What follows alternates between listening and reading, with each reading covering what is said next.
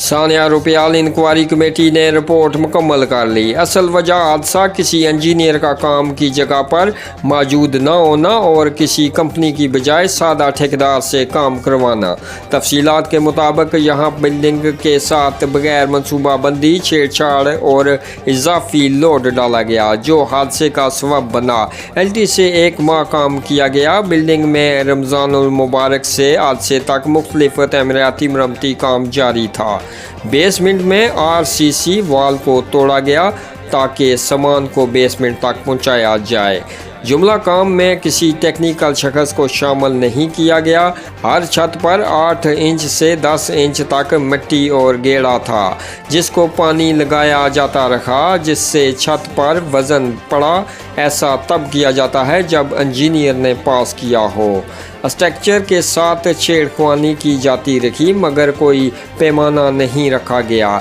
Building in design बनाई गई, classified engineer का सबूत नहीं मिला। टोटल काम ठेकेदार बूटा करता रहा। जो पिलर गया इसमें महज 6 से 8 सरिये डाले गए हैं। बुनियादें महज 2 से 3 फुट रखी गई थी। बिल्डिंग किसी किस्म की डिज़ाइन के बगैर बनाई गई।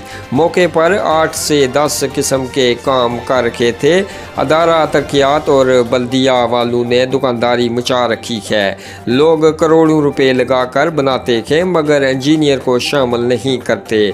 बिल्डिंग में किसी किस्म का धमाका नहीं हुआ, इसका कोई सबूत नहीं मिला।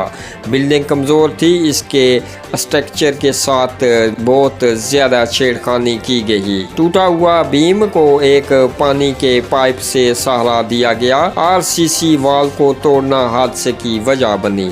मुतहिद लोग 6 माह के अंदर शहर में 3 और इससे ज़ायद इमारतों को फौरी तौर पर चेक किया जाए।